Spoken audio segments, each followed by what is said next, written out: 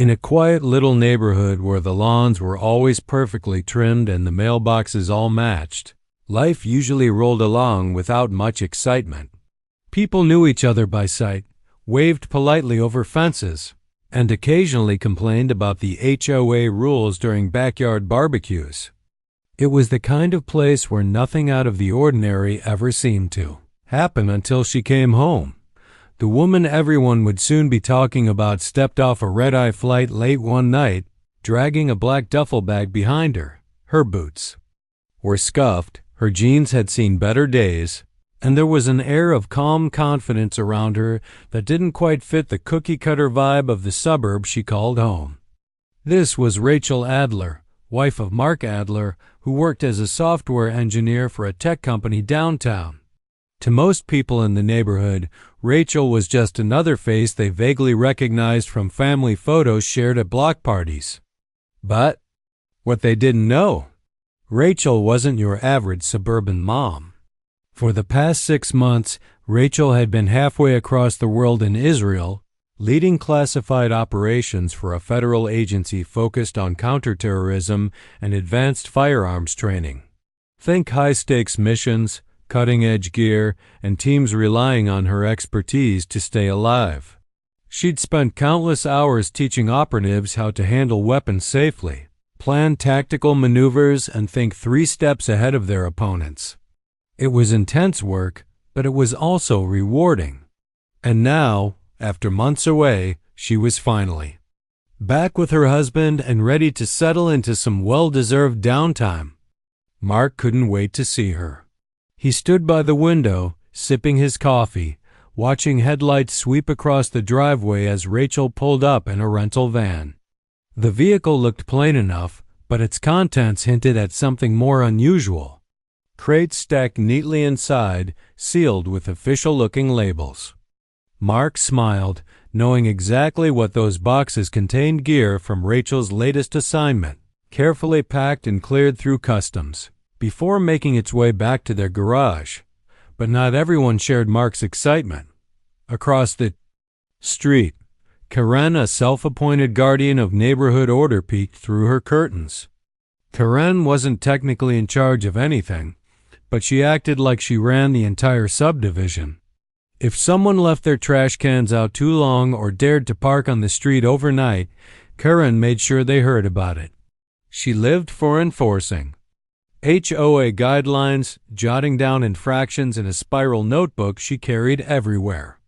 So when Rachel arrived late at night with a mysterious van and a duffel bag slung over her shoulder, Karen's curiosity spiked, and so did her suspicion. Karen squinted through the glass, trying to make sense of what she saw. Why was Rachel wearing combat-style boots? What was in that heavy-looking bag? And why did she look so different? Gone was the casual smile Karen remembered from previous encounters.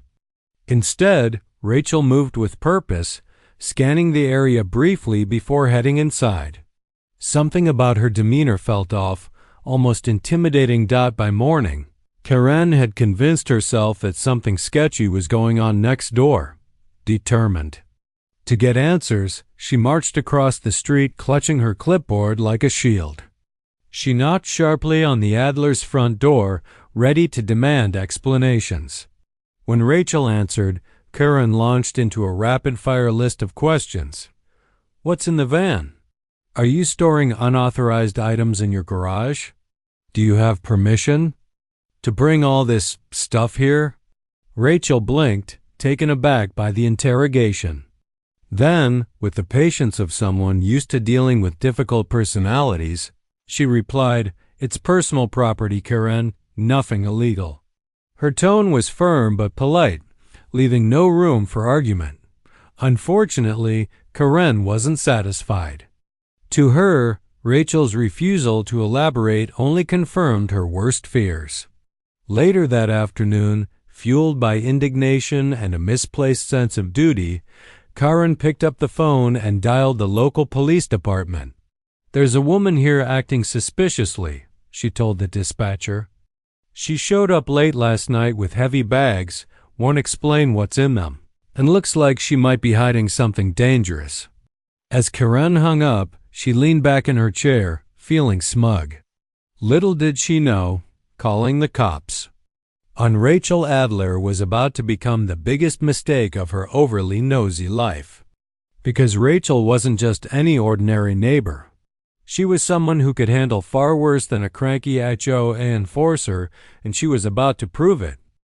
Karen's call to the police set off a chain reaction that neither she nor anyone else in the neighborhood could have anticipated. The local cops, used to dealing with everything from barking dogs to minor break-ins, weren't exactly bracing themselves for international intrigue when they got the report about Rachel. Still, a call is a call, and protocol demanded they check it out. So 2 patrol cars rolled up to the Adler residence early the next afternoon. Their arrival turning heads up and down the street. Mark was tinkering with his laptop at the kitchen table when he heard the knock on the door. He opened it to find 2 officers standing there, looking serious but not particularly alarmed. "We're here to speak with your wife," one of them said, glancing past Mark into the house. Mark nodded, calling out for Rachel, who was upstairs unpacking some of her gear. When Rachel came downstairs, she wasn't fazed by the sight of the uniforms. If anything, she seemed almost amused. "What's going on?" she asked casually, folding her arms as she leaned against the doorway. One of the officers explained that they'd received a complaint from a neighbor no names mentioned. Though everyone knew who it was and wanted to clarify a few things, Rachel listened patiently, letting them finish before speaking. Then, without missing a beat, she launched into an explanation that left the officers exchanging curious looks. "I just got back from a deployment in Israel," she began, her voice steady and confident. "I've been working with a federal agency on counterterrorism operations. Everything I brought back has been cleared through customs, and I'm happy to show you my documentation." The officers blinked, clearly caught off guard. This wasn't what they'd expected when they showed up at a quiet suburban home following a vague tip about suspicious activity. One of them, a younger guy with a neatly trimmed beard, recognized Rachel's name immediately. "Wait," he said, flipping through his notes. "You're that Rachel Adler? You trained our SWAT team last year, didn't you?" Rachel smiled faintly, nodding. "That's right. Looks like we've crossed paths before." She gestured for them to come inside, leading them to the living room where she pulled out a folder containing all her credentials, official clearance papers, letters of commendation, and even a photo of her shaking hands with a high-ranking official after a successful operation. The officers flipped through the documents, their skepticism melting away with each page. While they verified the paperwork, Rachel kept talking, her tone conversational but firm. "I understand why someone might be curious," she admitted, leaning back on the couch. "But honestly, if my neighbor had bothered to ask me directly instead of jumping to conclusions, I would have explained everything. No need for drama." The officers chuckled nervously, clearly embarrassed by the mix-up. "Yeah, sorry about this," the older officer muttered, rubbing the back of his neck. "We'll make sure to clear things up with whoever called." "U.S. in the first place." Rachel waved him off. "Don't worry about it. Happens more often than you'd think. Just part of the job, I guess." As the officers prepared to leave, they thanked Rachel again for her cooperation and promised to address the situation with Karen, but Rachel shook her head, declining their offer. "It's fine," she said with a small shrug. "I'll handle it myself. Besides, I'm sure she'll figure it out soon enough." Back across the street, Karen was pacing in her living room, peeking through the blinds every few minutes to see what was happening at the Adler house. When the police cars finally drove away, she felt a flicker of unease. Why had they left so quickly? Hadn't they found whatever illegal thing Rachel was supposedly hiding? Her mind raced with possibilities, none of whom painted her in a favorable light. Later that evening, Karen decided to do a little digging. She logged onto her computer and started searching for information about Rachel Adler. At first, she didn't find much, just a LinkedIn profile listing vague details about government work. But then, buried deep in search results, she stumbled upon something far more intriguing: news articles mentioning Rachel's involvement in high-profile training programs for law enforcement agencies. There were photos of her speaking at conferences, posing with military personnel, and even receiving awards for her contributions to national security. Karen stared at the screen, her stomach sinking. She hadn't expected any of this. Sure, Rachel seemed tough, maybe even a little intimidating, but Karen never imagined she'd find herself face-to-face with someone whose resume included words like counterterrorism and firearms expert. Suddenly, her earlier confidence wavered. Maybe she'd been too quick to judge. Or maybe Rachel really was dangerous. Despite her growing doubts, Karen couldn't let go of the idea that Rachel was somehow a threat to the neighborhood. After all, how could someone like that fit into a place like this? The thought gnawed at her, keeping her awake long into the night. By morning, she'd convinced herself that the only way to protect her community was to keep pushing for answers, for action, for anything that would prove she was right. Little did Karen know, her persistence was about to backfire spectacularly. Because Rachel wasn't the type to sit quietly while someone tried to paint her as a villain. And when Rachel decided to take matters into her own hands, things were bound to get interesting. The news of the police visit spread like wildfire through the neighborhood. In a place where gossip traveled faster than Wi-Fi, it didn't take long for everyone to know that something unusual had happened at the Adler house. People whispered over backyard fences and during grocery runs, piecing together bits of information they'd overheard or imagined. Some speculated about Rachel's mysterious background, while others shrugged it off as another overreaction from Karen. But one thing was certain: the quiet rhythm of suburban life had been disrupted. Karen, predictably, became the center of attention. She thrived on drama, after all, and this situation gave her plenty to talk about. Armed with her trusty clipboard and a stack of HOA bylaws, she began dropping hints during casual conversations with neighbors. "I'm just looking out for everyone's safety," she'd say, her tone dripping with self-righteousness. You never know who might be hiding something dangerous. But not everyone bought into her act. A few residents started to question whether Karen had gone too far this time. One neighbor, a retired teacher named Linda, pulled Karen aside after spotting her chatting up half the block. "Are you sure about this?" Linda asked gently, her voice tinged with concern. "Rachel seems nice enough." "Maybe there's been a misunderstanding?" Karen bristled at the suggestion. "Nice doesn't mean safe," she snapped, clutching her clipboard tighter. "We have rules for a reason, Linda. If someone can't follow them, or worse, if they're breaking the law, then it's my duty to step in." Linda raised an eyebrow but decided not to press further. Arguing with Karen was like trying to stop a runaway train. It rarely ended well. Still, the exchange planted a seed of doubt in her mind. What if Karen's obsession with control was clouding her judgment? Meanwhile, Rachel wasn't letting the situation get under her skin, at least not outwardly. She went about her days as usual, unpacking her gear, catching up with Mark, and occasionally taking long walks around the neighborhood. But beneath her calm exterior, she was strategizing. Rachel knew how to handle people like Karen, individuals who thrived on chaos and intimidation, and she had no intention of letting Karen dominate the narrative. When word reached Rachel that Karen was stirring the pot, she decided it was time to address the issue head-on.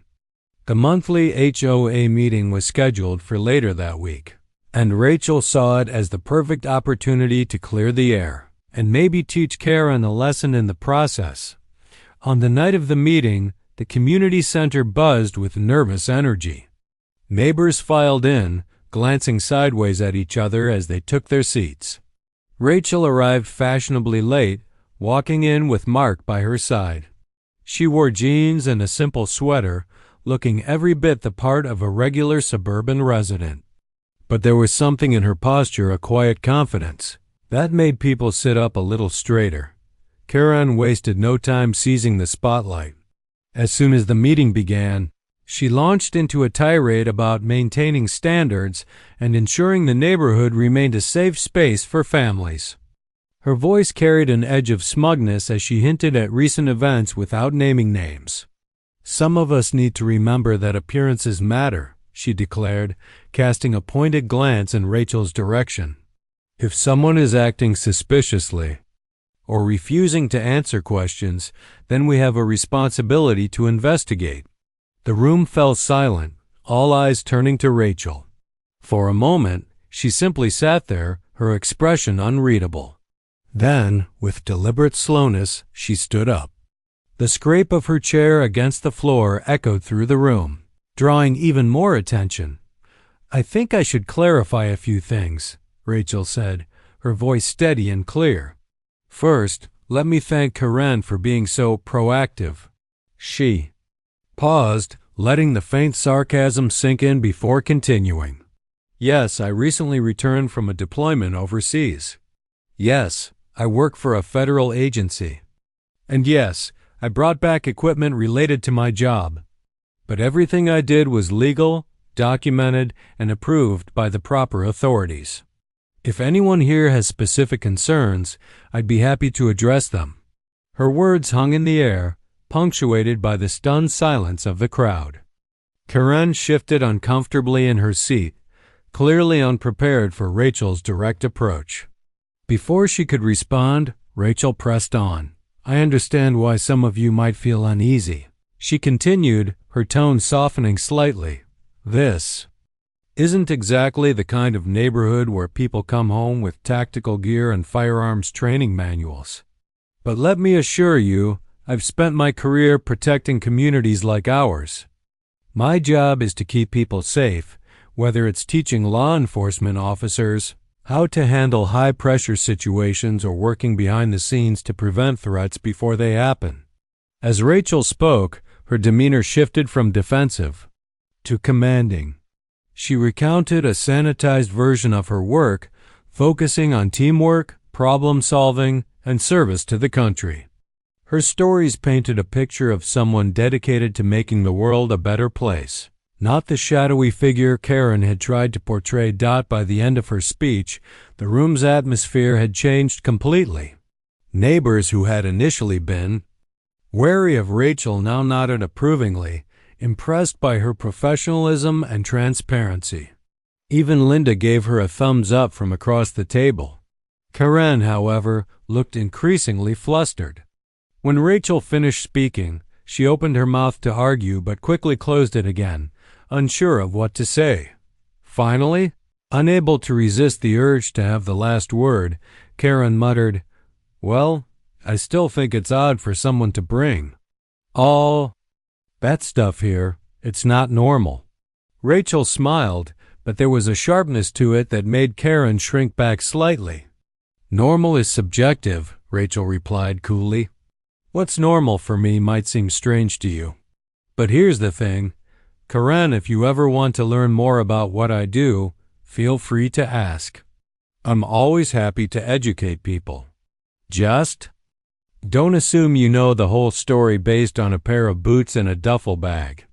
The room erupted in murmurs of agreement, leaving Karen isolated in her corner of indignation.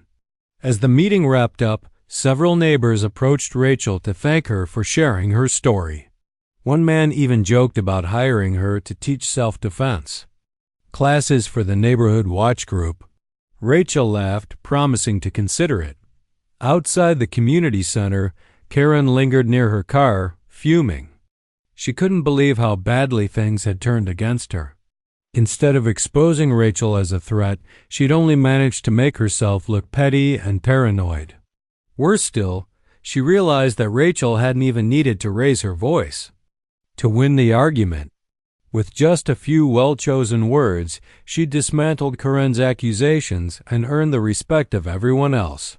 For the first time in years, Karen felt truly powerless, and deep down she knew this wasn't over. Rachel had proven she wasn't someone to mess with, and Karen had inadvertently made herself the target of her next move. The days following the HOA meeting felt different in the neighborhood. The usual hum of idle chatter and gossip had shifted, with a new undercurrent of curiosity about Rachel Adler. People who once whispered behind closed doors now greeted her warmly during morning walks or waved hello as she passed by. Even those who hadn't attended the meeting heard snippets of her speech, how she calmly explained her work, how she deflected Karen's accusations with grace and authority, and couldn't help but admire her composure. Karen, on the other hand, found herself increasingly isolated. Her reputation as the self-appointed guardian of neighborhood order was starting to crack. Neighbors avoided eye contact when she launched into one of her rants about maintaining standards. Others openly rolled their eyes when she tried to bring up Rachel at the grocery store or during casual conversations. It wasn't just that they disagreed with her. It was that they were beginning to see her for what she truly was, someone more. Interested in control and community, but Karen wasn't ready to back down, not yet. If anything, she doubled down on her crusade, determined to prove that Rachel was still a threat.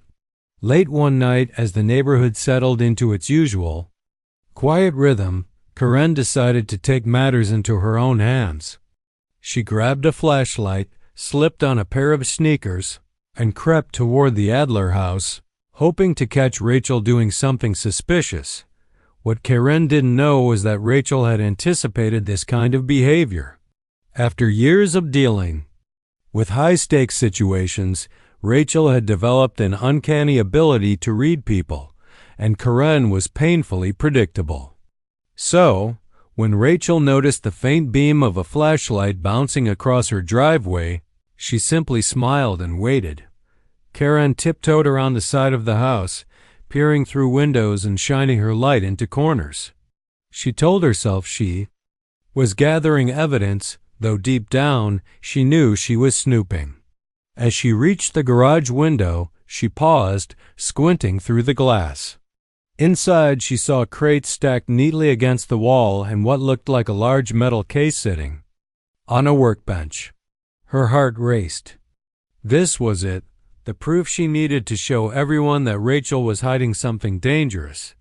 Without thinking twice, Karen pulled out her phone and snapped a few photos.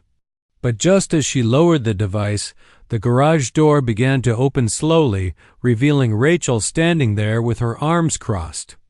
Karen froze, caught red-handed. "Looking for something?" Rachel asked, her voice calm but laced with amusement. Karen stammered, clutching her flashlight like a lifeline. I was just checking. Making sure everything's safe." Rachel raised an eyebrow. "Safe? At midnight? With a flashlight and your phone camera?" Karen's face turned bright red. "Well, I heard noises. Thought maybe there was an intruder." Rachel stepped forward, closing the gap between them.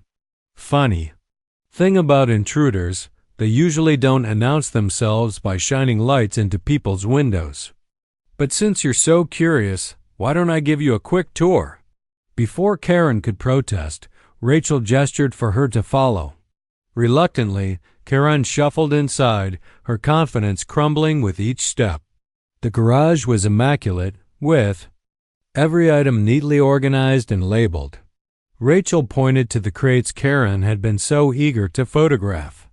"These are training manuals," she said matter-of-factly. "Standard issue for federal operatives. Nothing classified, nothing illegal." She moved to the metal case next, unlocking it with a biometric scanner. Inside were several firearms, all secured in custom foam cutouts. Karen gasped audibly, but Rachel ignored her reaction.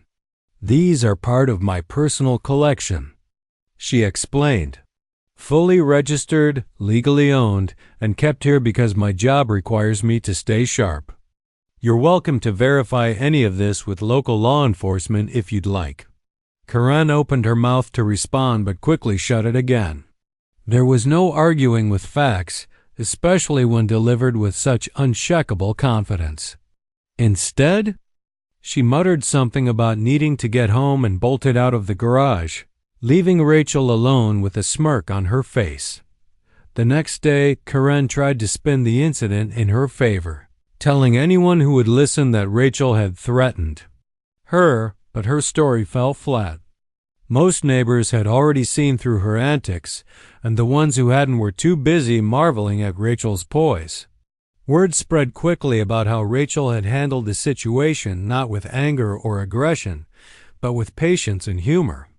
Even Linda, the retired teacher, joked that Karen had finally met her match. Frustrated and humiliated, Karen retreated into her shell, canceling her usual rounds of inspections and avoiding social gatherings. For the first time in years, the neighborhood felt a little lighter without her constant complaints. Life returned to normal, or as close to normal as it could be with Rachel around. One evening, a group of off-duty police officers stopped by the Adler house for dinner. They were old colleagues of Rachel's, eager to reconnect after her return from Israel. Laughter spilled out onto the front porch as they swapped stories over plates of homemade lasagna. Mark joined in occasionally, teasing Rachel about her infamous showdown with Karen Dodd as the night wore on. Rachel glanced out the window and spotted Karen peeking through her curtains across the street. She chuckled softly, raising her glass in a mock toast. "To Karen," she said with a grin, "for reminding me that sometimes the best defense is a good dose of reality." Her guests laughed, clinking their glasses together. Outside, Karen quickly ducked away, realizing she'd been spotted. But instead of feeling victorious, she felt smaller than ever. In trying to expose Rachel as a threat, she'd only exposed her own insecurities, and in doing so, lost the respect of nearly everyone around her. By the end of the week, Karen's influence in the neighborhood had dwindled to almost nothing. Anonymous tips revealed embarrassing details about her past antics, like the time she reported a family for planting tomatoes in their yard because the plants didn't match HOA-approved colors. Slowly but surely, people began to distance themselves from her, tired of her nitpicking and drama. Eventually, Karen resigned from the HOA board altogether, claiming she needed to focus on personal projects. No one believed her, but no one cared enough to argue either. Without her constant interference, the neighborhood breathed a collective sigh of relief. For Rachel and Mark, life settled into a comfortable rhythm. While Rachel continued unpacking her gear and catching up on downtime, she couldn't resist poking fun at the absurdity of the whole situation. "If Karen knew half of what I've done," she quipped one evening, "she'd probably barricade herself indoors and never come out." Mark laughed, shaking his head. "You handled her like a pro." "Honestly, I think you scared her more with that garage tour than anything else," Rachel shrugged, leaning back in her chair. "Sometimes all it takes is showing people the truth. And if they can't handle it, well, that's their problem, not mine." As the sun set over the quiet suburban streets, the Adlers sat together on their porch, enjoying the peace and quiet. Across the street, Karen watched from her window, still nursing her bruised ego. But neither Rachel nor Mark paid her any mind. They had better things to focus on, like building a life together in a neighborhood that, despite its quirks, finally felt like home. Life in the neighborhood eventually settled into a new kind of normal one, where Rachel Adler wasn't just another face in the crowd, but someone people genuinely respected. The HOA meetings became less tense without Karen's constant nitpicking, and neighbors started to focus on things that actually mattered: organizing summer barbecues, planning holiday decorations, and making sure everyone felt included. It was almost as if a weight had been lifted off the community's shoulders. Karen, meanwhile, kept to herself more than ever. She no longer prowled the streets with her clipboard or sent passive-aggressive emails about lawn care violations. Instead, she spent most of her time indoors, peeking through her curtains whenever she heard footsteps outside.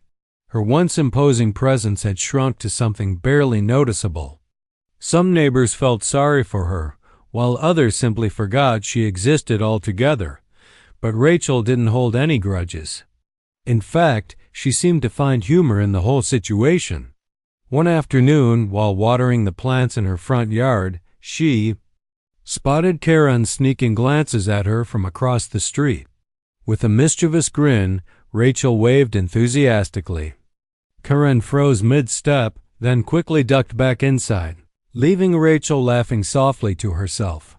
"Still got it," Mark teased when he saw the exchange later. "You really know how to keep her on edge." Rachel shrugged, leaning against the porch railing. "She's harmless at this point. Honestly, I think she's learned her lesson, or at least enough to leave us alone." Despite Karen's retreat, Rachel's reputation continued to grow within the neighborhood. People began approaching her not with suspicion, but with curiosity and sometimes even admiration. A few residents asked her casual questions about her work, marveling at the stories she shared. Others sought her advice on safety matters, trusting her judgment after hearing about her expertise. One evening, during a block party, a young dad nervously asked if she could teach his teenage son some basic self-defense techniques. Rachel smiled warmly. "Sure thing," she said.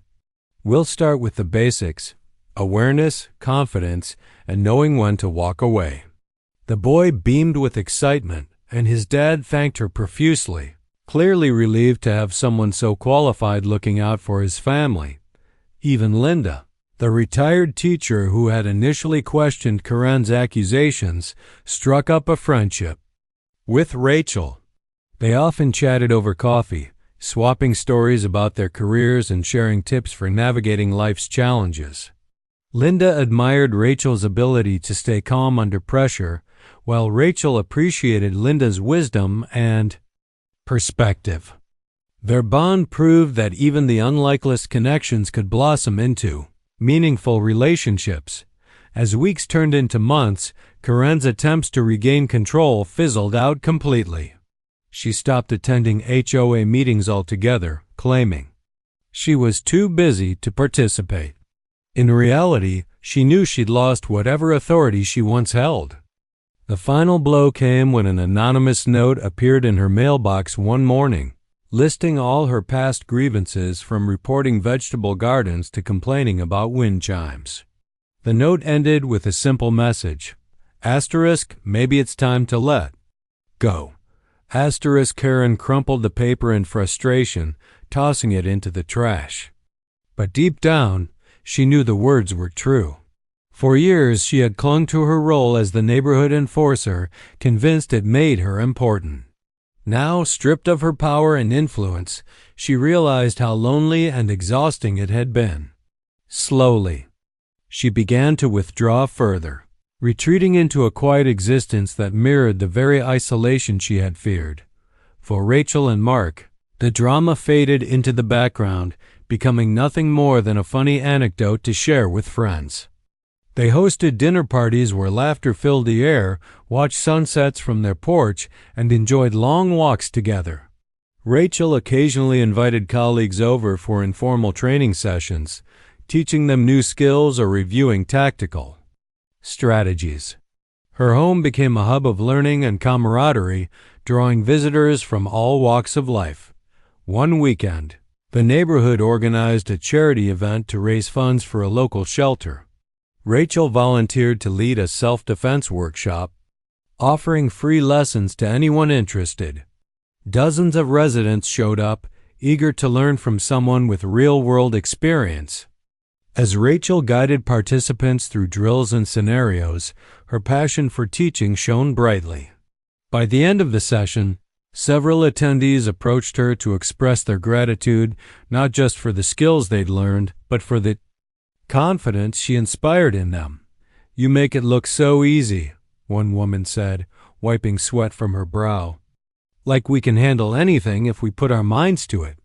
Rachel smiled, placing a reassuring hand on her shoulder. "That's because you can. Confidence is half the battle." Eventually, the story of Karen's downfall became part of the neighborhood lore, a cautionary tale about jumping to conclusions and letting fear dictate actions. While some joked about it during gatherings, others used it as a reminder to approach differences with curiosity rather than suspicion. Rachel never gloated about what happened. Instead, she emphasized the importance of understanding and empathy. "If we spent less time judging each other and more time listening," she told a group of neighbors during a casual chat, "we'd all get along a lot better." Her words resonated deeply, sparking conversations that brought the community closer together. Neighbors started checking in on one another more often, lending a hand when needed, and celebrating milestones big and small. Even Karen, though still distant, received a few friendly invitations to events, gestures she politely declined but secretly appreciated. By the end of the year, the neighborhood felt transformed. What had once been a place ruled by rigid rules and petty grievances had evolved into a tight-knit community built on trust and mutual respect. Rachel played a key role in that change, not because she set out to, but because she embodied the qualities people admired: strength, integrity, and a willingness to stand up for what's right. As snow began to blanket the streets during the holiday season, lights twinkled in every window, casting a warm glow over the suburb. Rachel stood on her porch, sipping hot cocoa and watching as kids sledded down the hill nearby. Mark joined her, wrapping an arm around her shoulders. "You've done good here," he said softly, gazing at the scene before them. "Feels like home now." Rachel nodded, a contented smile spreading across her face. "Yeah, it does." Across the street, Karen peered through her curtains one last time, observing the joy and connection radiating from her neighbors. For a brief moment, she allowed herself to imagine being part of it, but quickly shook the thought away. Old habits die hard, after all. Still, as she turned off the light and headed to bed, there was a faint glimmer of hope in her heart. Maybe someday she'd find her place in this new version of the neighborhood. Until then, she'd watch from the sidelines, quietly grateful for the peace that had finally taken root. And so, life in the suburb carried on a little brighter, a little warmer, and infinitely more united than before.